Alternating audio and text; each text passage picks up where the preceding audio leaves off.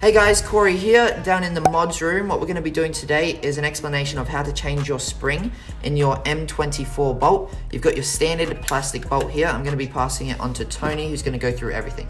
This is the bolt we have, the 1/3 spring we want to install, and the tools we'll need are a small Phillips screwdriver, something to push a pin through. I'm going to use a pair of pliers, as trying to put it onto the vise is a little bit hard to show you guys. We're also going to use this to hold our parts so we don't lose them. To begin, we need to take the 2 screws from this location and take them out.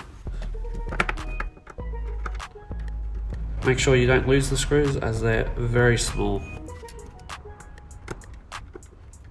Okay, once you have those 2 screws out, we're going to remove the pin.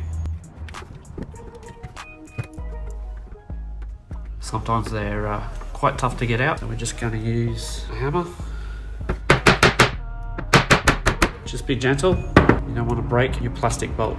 Use our trusted pliers and we can pull that pin out. Once we've done that, we need to gently grab the back of the bolt and pull it apart. Inside you'll find the old spring and the spring retainer.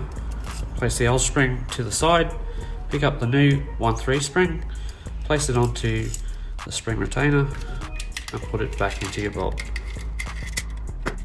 Now we must align the end of the bolt.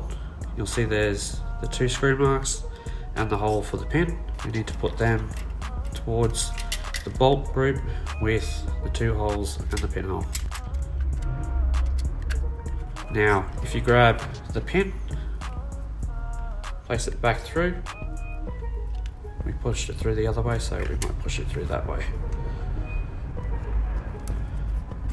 Just grab your mallet, make sure it's down to the right height.